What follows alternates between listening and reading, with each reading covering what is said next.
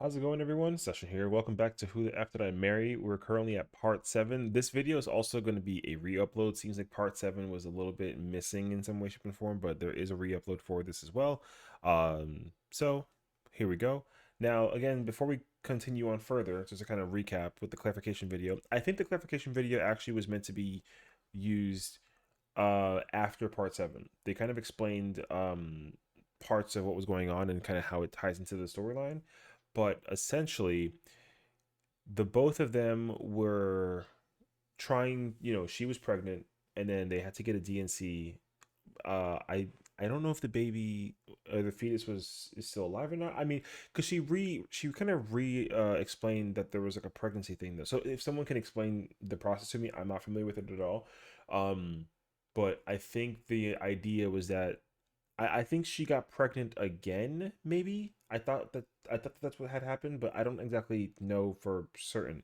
But anywho, she had a surgery that she was preparing for, and at the same time, by coincidence, of course, right, the husband was getting promoted and also had a personal assistant, and then there was a meeting that they had to attend that would have interfered with the day, like the pregnancy date or the pre-op and the meeting that he had. They both kind of conflicted in time, and so she wanted him to be there because in any case scenario that she needed to be driven to the hospital, right, then he can be there and support her. Turns out that like he wasn't really willing to do that and had the assistant do it and try to get other family members to kind of help out in that shape and form.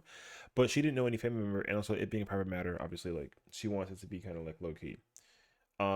She clarified a lot of news in regards to his backstory and also the fact that he was married in California, which was probably post San Diego College, and they had two kids, and then he got divorced in California, which apparently is a point that we have to come back to and hold onto the side amongst other so many other points.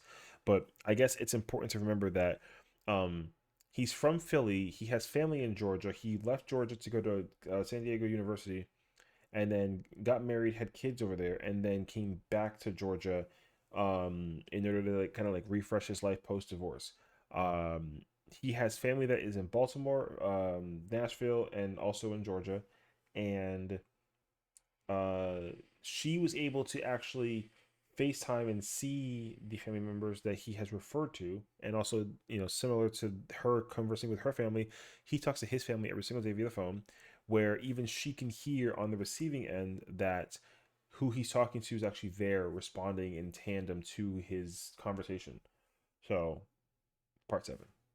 Fuck did I marry?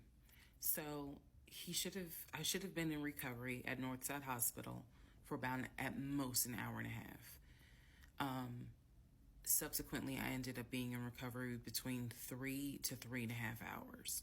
The nurses kept calling my ex, asking what's the status, because they were actually getting ready to do a shift change. So they kept calling, asking, what's the status? What's the status? Like, where are you? I want to say that they called a total of 3 times and they spoke to him twice. Um, so at this point, I knew that they were all like, where is her? Where is her fiance? Like, what is going on? He said he was stuck in traffic, and so he was making his way there. He eventually did get to Northside Hospital, and they wheeled me down because, again, he couldn't come in just because of the protocols. So when I got in the car, and I'm in pain, but yet drugged up, couldn't keep my eyes open, couldn't really, I was just out of it. But I remember him calling my aunt and my mother and letting them know I picked her up. We're on the way home. Let me get her settled, and then I'll give you guys an update. I remember that. What I did not know was that he had texted my aunt and my mom and asked them to not bother me for like a week. Like, just please don't reach out to her. Let her just rest. I am from New Jersey. I am from an African American family. You don't tell my black Hell mama no. or my black aunt that, um, please don't bother her for a week. The I didn't know this at the time, but I'm just interjecting that part. I'm trying to stay in the timeline, But he did apparently do that, and my aunt was like, "Why will fuck Hell you up?" no. Anyway, What in the so world? go home. He waits on me hand and foot. I recover. Just needed about 24 to 48 hours to just get my mind right. During this time, in between when the house in Douglasville fell through, we had not talked about a house. So I guess it was about a week later after the DNC. He decides that, do you want to start looking for a house again? Excuse me, I have hiccups, y'all. Do you want to start looking for a house again? Because of what happened with the house in Douglasville, I felt like I was smarter this time to say, I want to be involved in every aspect because I don't know what the fuck happened with that house in Douglasville. But what I do know is that he lied to me. I didn't think, I didn't know then what I know now. I just knew he lied about I knew he lied about being under contract. So I told him, I said, I don't want to work with your friend who I've never met, never talked to. I know that he has talked to him because he's talked to him in front of me. And I'm going to demonstrate on one of the videos how he used to do his phone calls. Don't worry, it's coming. So we found a new real estate agent. Really nice guy. His name was Scott. I am using his real name. Really nice guy. And we told him what the budget was. And Scott was like, okay, when you guys are ready, we can start looking at houses. Try to look for houses that are empty because you can actually tour those. If it's a house where someone's already living in there, chances are it's going to be a virtual tour because of COVID. So I found a house that I absolutely, in total, we must have looked at about 15 houses. But I found a house in Smyrna that Dang, that price is high. That's a really nice house as well. So it's in Mableton, Georgia. 7 bathroom? Hey yo, that sounds like a massive house. Okay. I absolutely loved. We toured the house. Everything about this house was perfect. The house was listed for $699,000. It was a brand The price change from here. Okay. Okay. new construction build.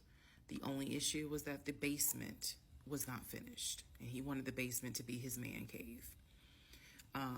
Again, I went with him to tour this house.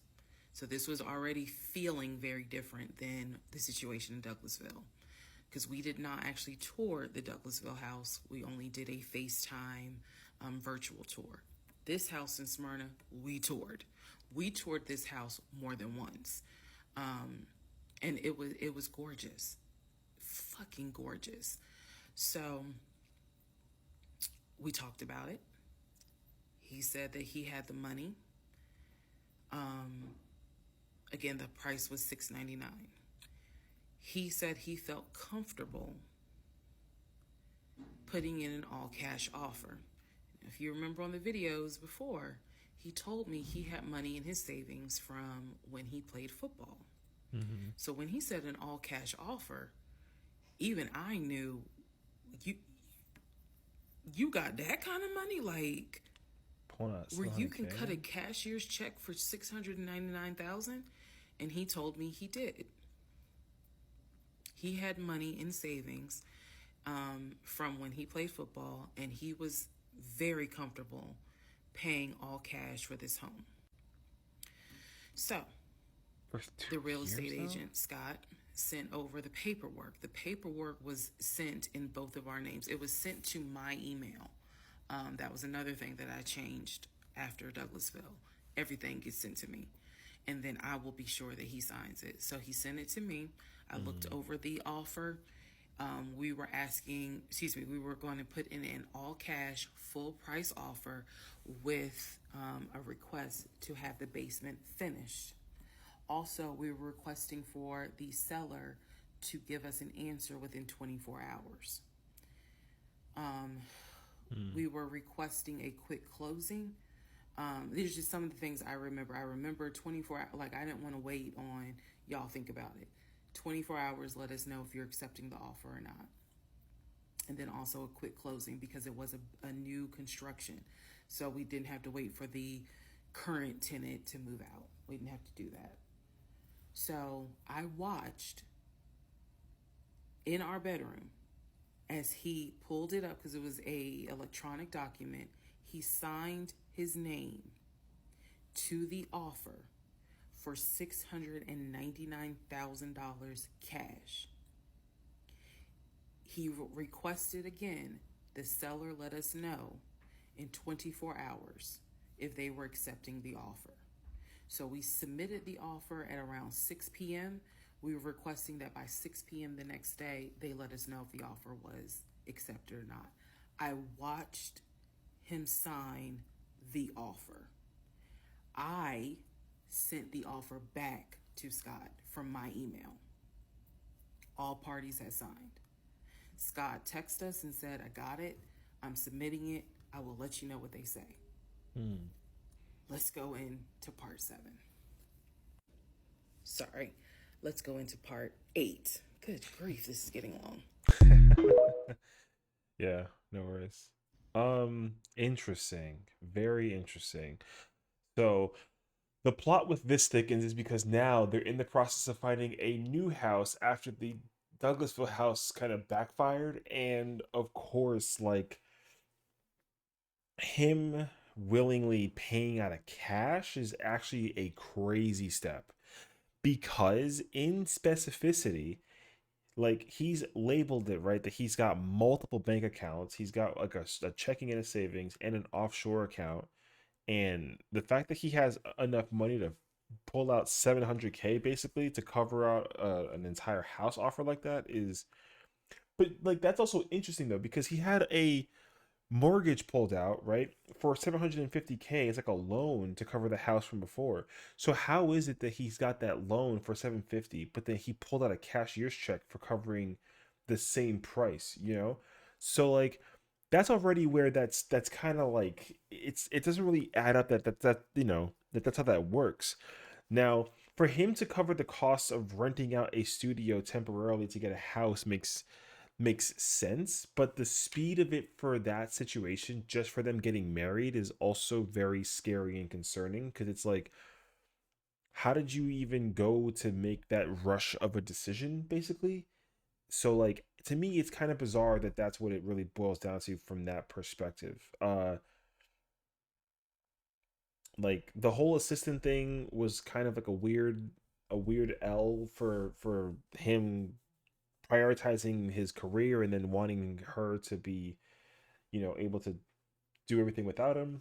But I mean, that's a whole different debacle in itself, though. The biggest takeaway point from this, though, was that they literally, she also got really smart with the whole housing emailing situation. For her to get all of the documentation first and foremost, for her to read it over and confirm what it was, and then to give it to him and have him sign it makes like a lot more sense. It's way more methodical, thankfully, that like at least she was able to get the confirmation that what's going on wasn't BS, right? But I think as a result, though, it gets worse because she wasn't really convinced before that it was um actually going through like the correct process. Now she has confirmation that it is because she's actually seeing it for herself, right?